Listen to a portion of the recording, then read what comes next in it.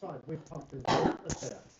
The heat wave in the US was an estimated 2 degrees Celsius hotter, and the scientists say the heat wave in China was 50 times 1 degree hotter, thanks, of course, to climate change. They say the findings came as no surprise.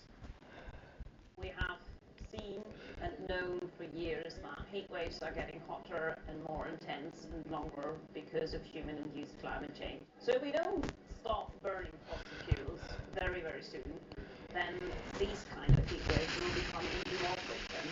So we are likely to see a heat wave like this every other year in a 2-degree world.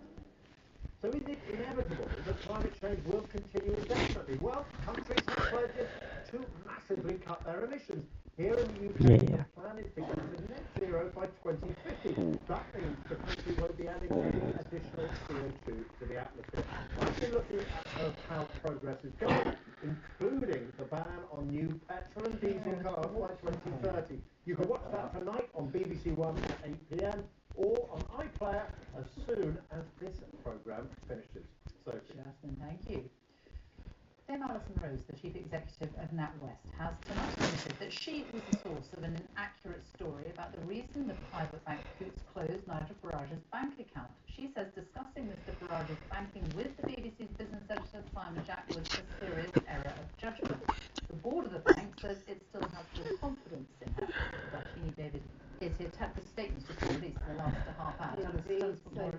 The latest twist in the scandal, which has gripped headline writers over the last month or so, all we say to do about the circumstances surrounding the closure of Mr Farage's account. Now, the BBC had a report, at the start of the month, based on what it called a senior and trusted source, saying this reflected commercial decisions by the bank. Mr Farage got a 40-page report from the bank, which dispelled some of that and said his political views might have been taken into account in the closure of that account. The BBC then apologised, saying this is based on inaccurate, incomplete information. And today we have the latest twist. Alison Rose, the chief executive of NatWest, the bank that owns Coots, admitting that she was the source of all of this. And she's gone on to say that, believing it was public knowledge, I confirmed that Mr Farage was a Coots customer and that he had been offered a NatWest bank account. Alongside this, I repeated that Mr Farage had already stated that the bank saw this as a commercial decision. She said in giving that information, she recognises that she may have left the impression that the decision to close the account was solely a commercial one. She's written to Mr Farage tonight. We wait to hear his reaction to the news, to apologise for the hurt to him. Is this the end of the matter? Well, the board has said at NatWest that this is a regrettable error of judgment. They will take into account this behaviour at future pay and bonus decisions. At the same time, it says it retains full confidence in Ms Rose. Dame Alison, having said that, the financial regulator has also said in the last few minutes it's keeping an eye on the investigation that will now be launched. There may be further action. So we're talking about the 8th oldest bank in the world here.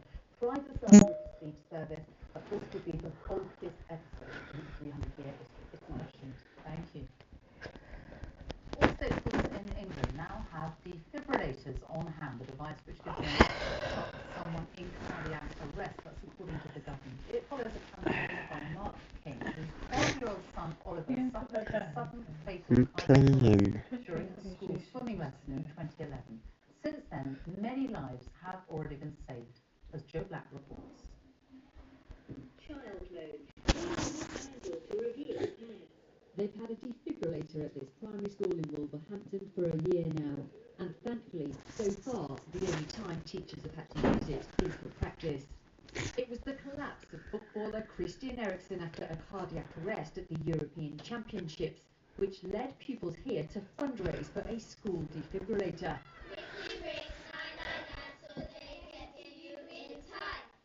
And it also helps to promote first aid as an important part of the curriculum. All of our children across school at an age-appropriate level have had first aid training. Some of our children, a lot of our families came to CPR training and first aid training when we were lucky enough to get the defibrillator. So some of our children do have a level of training and they would feel confident in deploying the equipment. This particular device is in a place where other members of the community can find it in an emergency. A lot of parents and friends of parents and children know where the local school is, and to have an accessible defibrillator on site at the school will make it very accessible to people in the surrounding area as well as in the school itself. Today, the government announced it has given defibrillators to every state school in England. It was a commitment it gave to the Oliver King Foundation. Oliver died when he was 12 years old after his heart stopped during a swimming lesson at school. For years, his father has been campaigning to get machines into schools. If you go into cardiac arrest, you've got 4 minutes to start using one. So what we do is when we go around to businesses and schools, we train 12 members of staff, just awareness training, just take the fear factor out of using them, because they will be the first gen of survival if anyone goes into cardiac arrest. Oliver's family say this is his legacy, and this campaign means lives will be saved. Joe Black, News, in Wolverhampton. The time is coming up to 20 past 6, our top story this evening.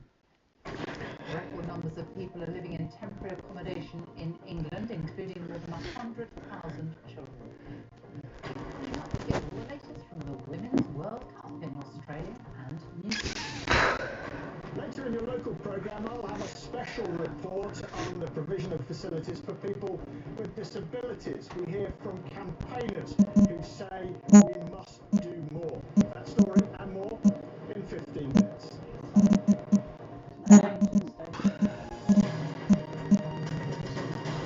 Now, there is no sign of an end to Yemen's long-running conflict after 8 years of war in the Arab world's poorest country. Children remain in the firing line, with more than 11,000 killed or maimed, according to the UN. There's been less violence since last year, when a temporary UN truce was brokered, but it's not peace either. The Iranian-backed Houthi rebels seized the capital Sana'a in 2014 and still control this area that you can see there in purple. A Saudi-led coalition backed by the UK and the US intervened in 2015, aiming to reinstall the internationally recognised government. It now controls the grey areas, but the country is still fragmented, with multiple armed groups vying for influence. Virtually besieged in the country's southwest is the city of Taiz, a battleground between government and Houthi forces, where the young have not been spared. From there, our senior international